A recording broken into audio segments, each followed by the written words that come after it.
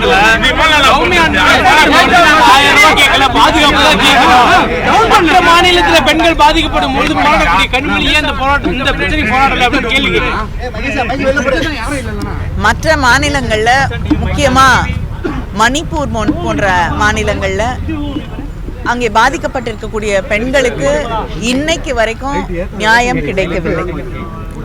அங்க நம்முடைய பிரதமர் அவர்கள் என்னன்னு போய் கூட ஒரு கேட்கல.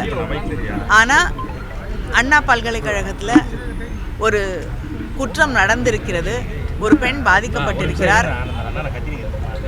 நம்முடைய காவல்துறை உடனடியாக நடவடிக்கை எடுத்திருக்கிறது.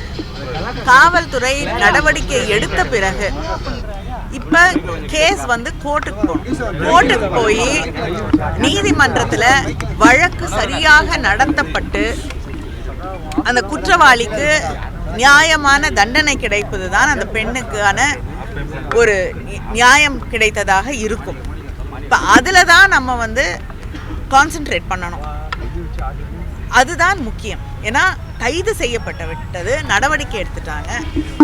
அப்படி இருக்கக்கூடிய ஒரு சூழல்ல நான் நிச்சயமா என்னோட கண்டனத்தை நான் ட்விட்டர்லயும் தெரிவிச்சிருக்கேன், செய்தியாளர்களை சந்திக்கும் பொழுதும் நான் தெரிவித்திருக்கிறேன். இப்படிப்பட்ட சம்பவங்கள் நடக்கக்கூடாது. இது எல்லாருமே இந்த சமூகமே வெட்கி தலைகுறையக்கூடிய ஒன்றுதான். இது தொடர்ந்து உலகம் பூரா பல இடங்கள்ல நடந்து கொண்டிருக்கிறது. இப்படிப்பட்ட நிகழ்வுகள் நடக்கக்கூடாது அப்படிங்கிற ஒரு நிலை வர வேண்டும் என்பதுதான் எல்லாருடைய விழைவு. ஆனா இதுக்கு என்னோட கண்டனத்தை நான் தெரிவித்திருக்கிறேன். அதனால நடவடிக்கை எடுத்த பிறகு பொள்ளாச்சியில நடந்தது போல நடவடிக்கையே எடுக்காம குற்றவாளிகளை பாதுகாக்கக்கூடிய ஒரு நிலை இல்லை. குற்றவாளி யாராக இருந்தாலும் கைது செய்ய வேண்டும் என்று முதலமைச்சர் தெரிவித்த பிறகு கைது செய்து நடவடிக்கை எடுத்த பிறகு நான் என்ன போராட்டம் பண்ண முடியும்?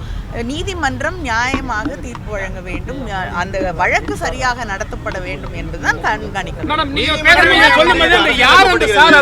பெரிய டென் பண்றாங்க எதிர்கட்சிகள். இப்ப கூட்டணியில் இருக்கக்கூடிய கட்சிகளும் கூட யார் அந்த சார் அப்படிங்கறது சந்தேகம் இருக்கு. அது பெண்ணுடைய பார்வையில இருந்து அந்த வெளிப்படையா சொல்லணும் அப்படிங்கறது இல்ல. அந்த பெண் எப்படிங்க, அவங்களுக்கு எப்படி தெரியும்? அது விசாரணை நடந்து கொண்டிருக்கிறது.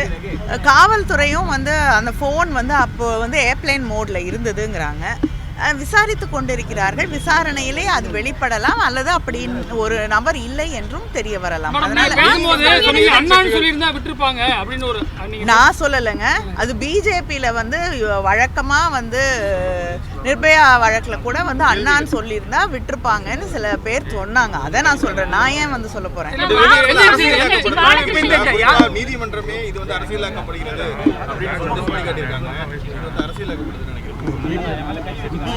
நிச்சயமாக அரசியலாக்கப்படுகிறது. நடவடிக்கை எடுத்த பிறகு போராட கூடிய ஒரு சூழல் இருக்கும் பொழுது எதிர்கட்சி அதை கையில் எடுத்துக்கொண்டு அரசியலாக்கத்தான் பார்க்கிறார்கள். எஃப்ஐஆர் லீக் கூட கொஞ்ச நாள் வரைக்கும் பிஜேபி பேசிட்டு இருந்தது, அதுக்கப்புறம் இல்லை. ஆனால் அந்த தலைவர்களே அது அவங்களோட ட்விட்டர் பக்கத்துலையும் வெளியிட்டார்கள். அது மிக தவறான ஒன்று. ஆனால் அதற்கு காரணம் தமிழ்நாடு அரசு இல்லை. அந்த நேஷ்னல் இன்வெஸ்டிகேஷன் பியூரோக்கு கீழே வரக்கூடிய என்ஐசிலேயே அங்கே இருக்கக்கூடிய டெக்னிக்கல் ஃபால்ட். அதனால தான் அந்த பிஎன்எஸ், ஏன்னா அது பாரதிய நியாயா சங்கீதாவா ஏதோ புது பேர் வச்சுருக்காங்க, அந்த ஒரு வெப்சைட்டில் இருக்கக்கூடிய ஃபால்ட் அப்படின்னு அவங்களே ஏற்றுக்கொண்டு இருக்கக்கூடிய ஒரு சூழலில் அதையும் தமிழ்நாடு அரசாங்கத்தின் மீது ஒரு குற்றச்சாட்டாக மாற்றுவது நிச்சயமாக அரசியலாக்கக்கூடிய ஒரு செயல். மத்திய அரசு விவகாரத்துல எஃப்ஐஆர் வெளியானது எல்லாமே மத்திய அரசு தவறுகளை சுட்டிக்காட்டுறீங்க. ஆனா பாஜக மாநிலத்தில் அண்ணாமலை சவுக்கால் அடிச்சுக்கிட்டாரு மேடம். இதுக்காக என்னங்க சொல்ல முடியும்? அதுக்கு குஷ்பு ஆடுகள் அடைக்கக்கூடிய இடத்துல நேற்று மதுரையில் அடிச்சிட்டாங்க அப்படின்னு சொல்றாங்க. எதனால மேடம் அது மாதிரி தவறா?